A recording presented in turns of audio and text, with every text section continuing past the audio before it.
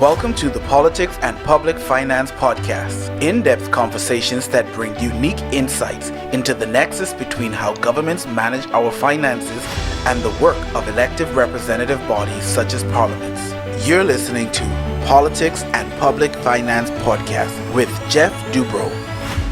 Welcome back to the Politics and Public Finance, a Nexus PFM podcast. I'm here with Carole Chan, Kevin Deveaux, and Charmaine Rodrigues talking about the effect of the trucker protests in Canada on the prospects and effect for democracy.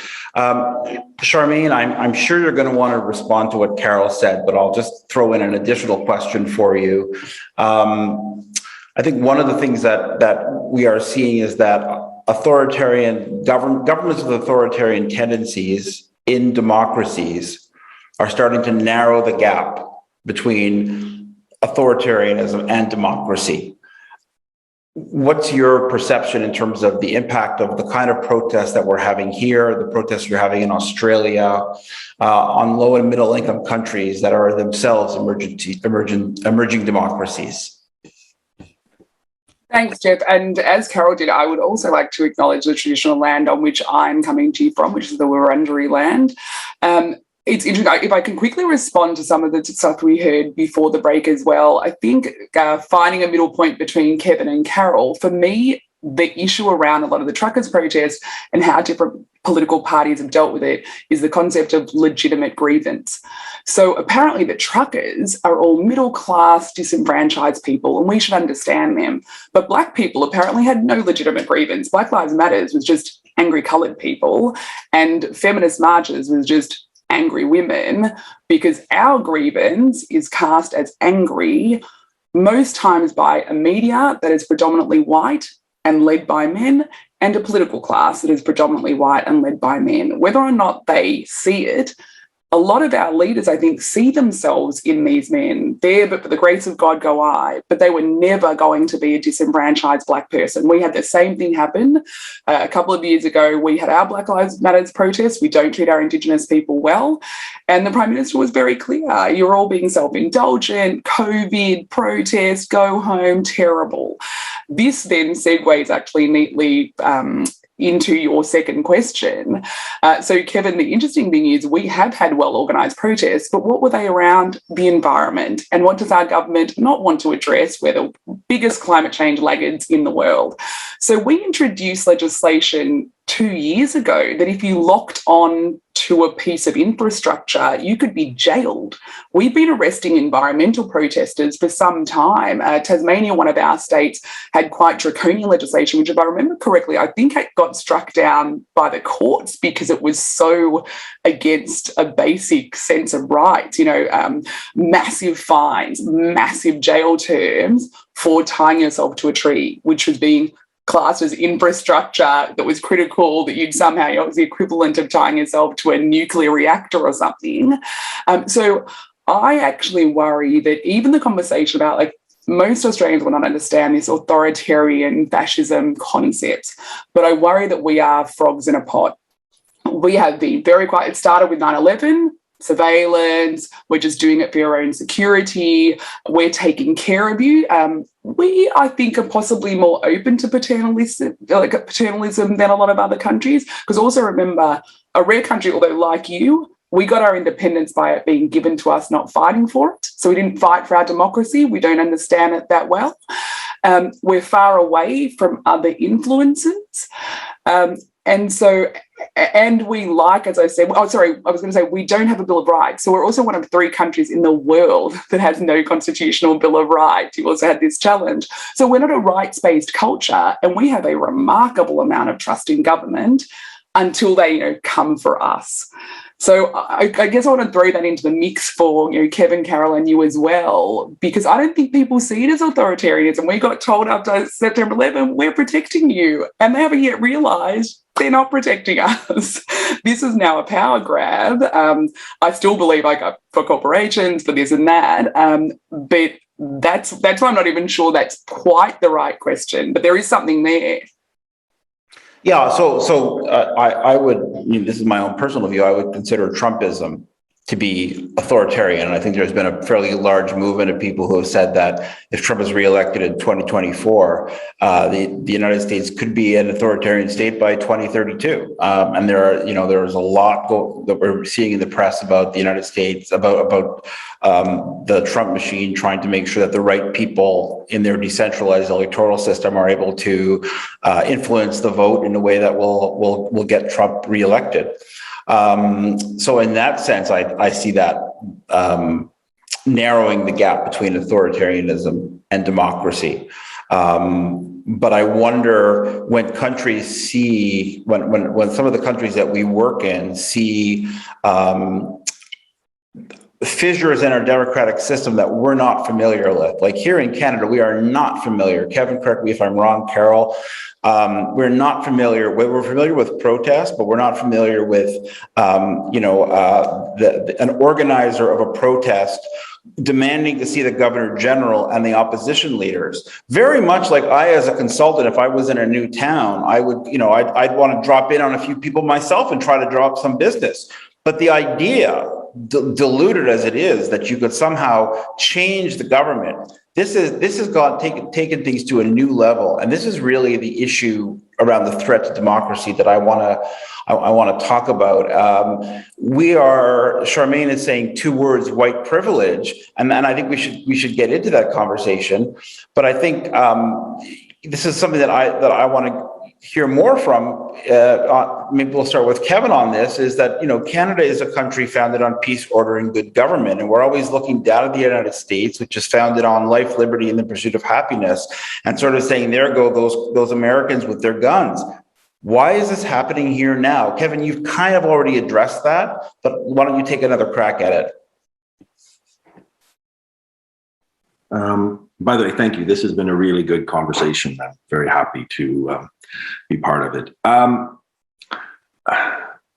Why is it happening here? Well, let me throw another angle into this, another variable, and that is fundamentalist religion. I'm going to be the cat amongst the pigeons maybe today, but there was a story out of the CBC a couple of days ago. I just posted it on LinkedIn, actually. They went and interviewed a lot of the people in Ottawa, and most of them come from small fundamentalist evangelical churches. But I can make another example. India right now, I forget what state it is, Charmaine, where there's the whole hijab banning going on, and there is, have you been following that? I don't know, Charmaine, but you have a significant Hindu population that has been riled up to be anti-Muslim and to do things like ban hijabs for girls in schools, for example. So this isn't just about Christianity. I think it's about small groups that are becoming echo chambers, whether it be because it's at church and they're hearing from a pastor or from an imam, or whether it's because they're on Facebook. But there's not the dialogue that's going on that we had. We had one source of media. People heard it all from the same source historically. There were conversations that went on. People talked to each other. So that lack of social capital, as it's called, there was a book about 20 years ago called Bowling Alone out of the US, but it was about the fact that people don't talk to each other anymore. And if we don't talk to each other, this is what you get. And it's interesting because COVID-19 in itself laid bare certain inequalities. That was the interesting thing, was that it seemed like the world was actually coming more together at the beginning of the COVID-19 outbreak, where people could understand that, the women who were low-wage workers on the front lines at the grocery stores were kind of more the heroes, and the doctors who were refusing to see patients who were doing their consultations online. But then things seem to have changed.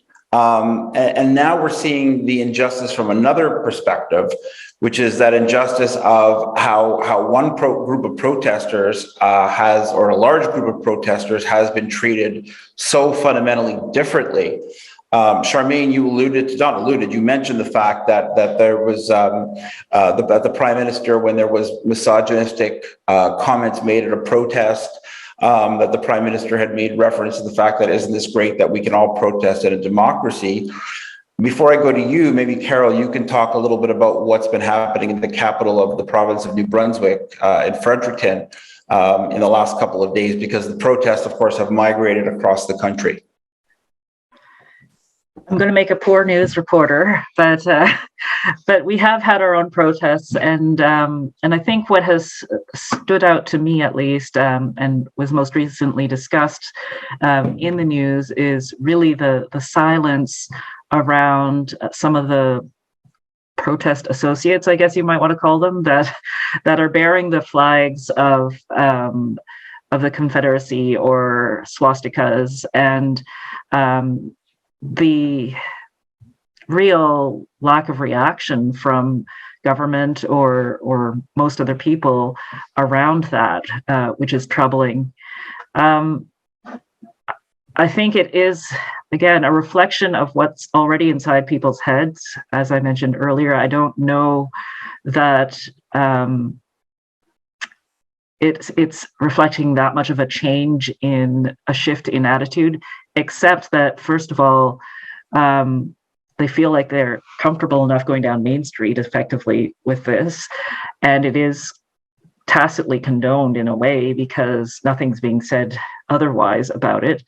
And as I said earlier, we all know better. We all know better that it should not be that way, and we now need to do better. And I guess to go back to your question about peace, order, and good governance, Geoff, I just wanted to touch on that because I think it's really interesting that that you raised that for two reasons. Because first of all, I think as a lawyer, my brain goes to, oh, it's an administrative tool that does division of power stuff. So it's really supposed to be a fight between the provincial government and the federal government, and not between big government and its citizens. It's supposed to, you're supposed to have these natural, I guess, societies, which are the provinces, or the local societies, which are the provinces, that have decided that there's this greater good called Canada that we're all going to figure out how to play in the sandbox with, and that is going to trump the local laws and customs through things like POG. And then when we look at it as a question of, I had to Google it again because it's been a long time since I've been at law school. But when I did Google it, there is a mention of how peace, order, and good governance, I think you see it also in the media a lot, is really now viewed as part of the Canadian national identity in terms of, contrasting it with the American national identity or the French one.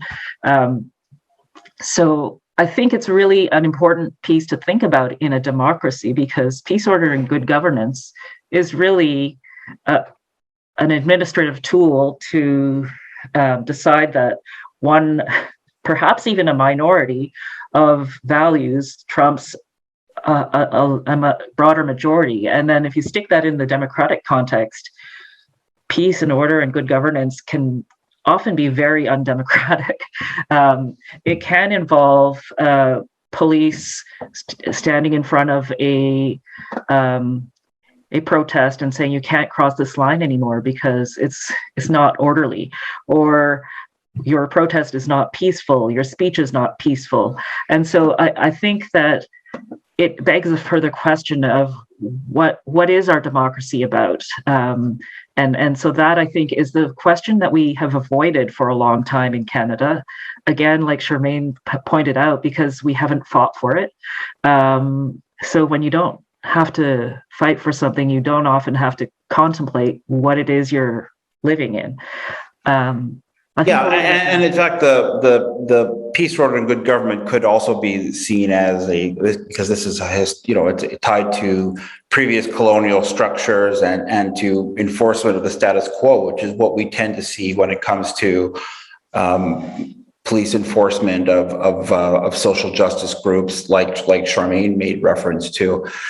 So I guess the question now is, how do we fix it? I still believe, Carole, I respect what you said about, from your vantage point as a woman, and I certainly can't second guess that nothing's changed. On a policy level, I do see some movement for how gender equality has been treated and how diversity has been treated. Again, again at the sort of by the executive branch or by the federal government. But I guess the question that needs to be asked is, so if you've got that, and then you've got increasing radicalism in Canada. A poll out today saying that 16% would support the People's Party of Canada, which would have been completely unheard of even a few weeks ago. How do we reconcile these? Kevin, let me start with you on that. How do we reconcile? Can I just go back one step there and just say, around peace, order, and good government, we just had 2 years of COVID pandemic with strict restrictions. We never had the federal government impose the Emergencies Act. It was done through the provinces. And I suspect in Charmaine, it might have been the same, right? They have enough power to do this, to deal with the trucker convoy.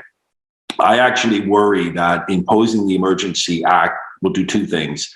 It will embolden people to say, you see, democracy is being, usurped or taken away, with the stroke of a pen or the vote of the parliament. And secondly, it's a slippery slope. You're going to impose a significant, which is basically martial law. And I'm not saying everyone here has a soldier in front of them, but it is a form of it. You're going to bring that in for some protests in Ottawa. And I agree, it's probably not a great situation there. But what about in 5 years? This is the first time this has been brought in. In 5 years, a conservative government decides that, an Indigenous protest is, that won't go away, or several, like we had just before the pandemic. We had a number of rail lines and roads blocked, right? Or environmentalists, they could just say, oh, we need to bring in the Emergency Act. And then it becomes something that is, so I do worry about the slippery slope that is created by the imposition of this, when I don't think it was necessarily needed. I think the police under the criminal code had plenty they could have done. And I think the state of emergency in Ontario could have been used. But beside that, look, we need to start talking to each other again. We need to start having conversations. I think what we're doing here is, obviously a small slice of that. But in the research I did last year, 80% of the population, they did this in a group called More in Common. They're in the UK, the US, Germany, and France, but they came out of the Joe Cox assassination, the MP who died in the UK 5 years ago, I think. And they've done some comprehensive, like tens of thousands of people they've researched and done surveys. And they've concluded that 80% of the population is prepared and willing to actually engage in an issue and talk to the other side and to listen to them and to hear what they have to say and maybe find a compromise or at least acknowledge their position. 20%, 10% on either side are not. That 10% on either side is also driving 70% of the political commentary on social media. And so all we're hearing is from that 10%, where the vast majority of the noise is coming from that 10% on either side, not the people who would actually say, well, shucks, I'd be happy to sit down and have a chat or coffee with someone. The Guardian newspaper does this. They have every Friday, they have a section where two people come together from opposite sides and they have a conversation. We need to be doing that more historically. I mean, I think from the beginning of time, these things are natural. They're not natural anymore. And we need to start finding ways, whether they be through civil society or through parliament, we need to have more dialogue between each other in order to find, a common path or a path that's at least going to be able to address, the vast majority of people's concerns. And that's not what we're having now. We're not talking to each other. And until we do, this isn't going to change. That's a very good point. And before I go over to Charmaine to get her view on how to fix it, I would just add that I think I mentioned this earlier, but I think that there was a point made about the fact that this is the first invocation of the Emergencies Act. I think on one hand, the speech by the Prime Minister was in a way a model example of how a democracy would invoke an Emergencies Act by saying this is not going to overwrite the charter, this is temporary. It struck me as rather sincere from that perspective. I think from that perspective, in terms of how other countries may see this. I think that's a positive. But I think that we have a two-party system at the federal level. Yes, Charmaine, you're right. We've certainly got a third and fourth party. And in fact, we've got three other parties that are represented in Parliament. But really, we have a system of state capture where the two largest political parties, the Liberals and the Conservatives, they control the rules of the electoral system. And as a result, that system works to their benefit. And so what you saw in Parliament really was the two parties, the governing party and the official opposition, really arguing with each other around the occupation of Ottawa in particular. And the vacuum that was created, I think part of the problem around the vacuum that was created was that it didn't seem like there was any other solution. Somebody had to take control. But I take your point, Kevin, that unfortunately that may result down the road in just like the notwithstanding clause has been used more and more since its first invocation, that could be very much the case. Charmaine, in the Australian context, how can you fix this with your magic wand? I actually do have an answer for you, but I wanted to just quickly get a piece of a couple of things that come before to look back, to look forwards. So I was interested in your premise that we have countries founded on the rule of law and good government, because actually I think that fundamental premise is wrong. We all have countries built on the conquer of an othered people, and we've never gotten past the fact that we liked othering people. It served our purposes, and we built laws around that other. Where Indigenous people could go, in America it was about what Black people could do. Suddenly the othering is happening to white people, and they're quite upset about it. But we didn't actually start from good government. It was a wild, wild west for America. Australia took all of the Indigenous land and until 1992 said the country was empty legally. It was considered groundbreaking when we recognised they even existed.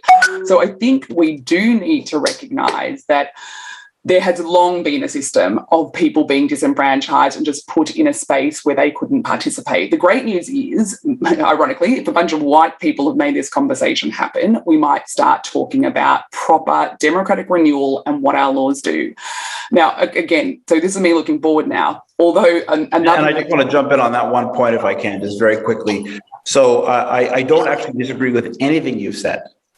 In my defense, and I mean this when I say in my defense, I mean it in more of a humorous way, but peace, order, and good government is kind of, as Carole said, it's kind of ingrained in the Canadian national identity. However, as Carole will know from participating in a conference, a national conference that I chaired a few days ago on gender-based analysis plus, we're seeing that the words patriarchy and colonialism are being inserted into these conversations more and more. So all that to say that I agree with you. I just wanted to make myself look a bit better in the context. No, but I agree. So back to you. Having worked in international development, we made everything about technical governance so that we didn't have to deal with the structural problems of, exactly as you say, colonialism and patriarchy, right? We never dealt with those. You couldn't have that conversation in development. I will just help you fix these tinier problems on the edges when it was always foundational.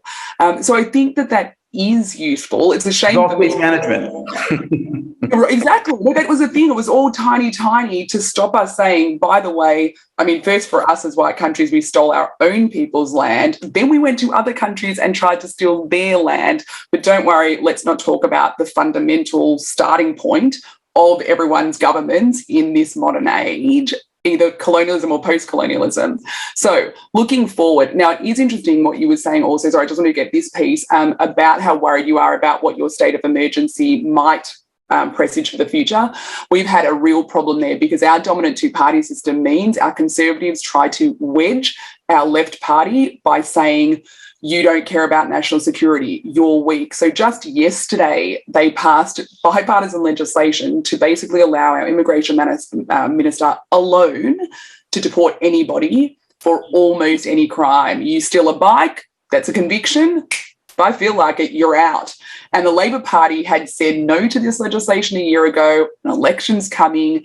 The Tories literally said, we are wedging you. This is to show you don't care about national security. so they passed it after rejecting it. I mean, this is a huge problem. So looking forward, what is the deal with the two-party system? Please watch this space. You will see in Australia, and I'm really interested, and for you, Carole, as well, particularly around women and politics, two things to recommend. One, the concept of what were called here kitchen table conversations. So exactly as Kevin says about dialogues, I think it's now about 10 years ago, a women's trust had this concept of kitchen table conversations, which were used in one election. It was Tory. The Tory had a large, I think she was a 10% majority. No one thought she was going to get ousted. A group of them, 300 community people, had kitchen table conversations, brought together the community. It resulted in her dislodging the Liberal. She got elected twice. In history, it's the first time an independent has ever handed over to another independent in Australia. There are now about 15 independents who are going to run in our next federal election. Almost all of them are women. It will be very interesting to see whether people who are turned off by our two parties turn to them.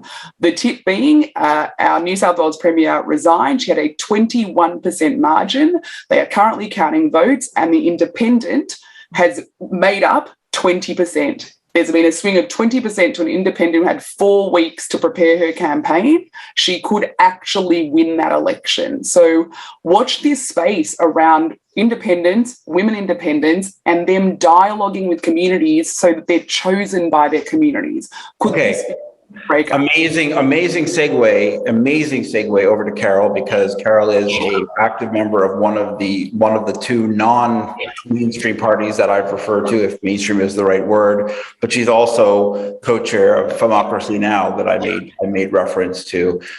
So why don't you wrap it up for us, Carole, with the last word? Last word. It's hard to follow those two acts. I think in terms of where do we go from here, I come back to our individual responsibilities of what do we do. And that includes thinking about who we are deeply, because a lot of people who have been unsympathetic to the truckers may suggest, oh, they don't represent our values, but then who is us and what are we doing to move forward those values if we're not standing up to a trucker or to a flag that is at a trucker protest. The second thing I think is to, as Charmaine says, keep an eye on that space, because in the two elections that I've been involved in, and Kevin, maybe you've seen a lot more of this shift, but I'm seeing that a lot of people are becoming, I see it more like the Wizard of Oz. It's like, yeah, maybe there's this big machine out there, but who's behind the machine? Not really sure if anyone's even there, actually. And so I think that's what we're going to be seeing more of, whether it's in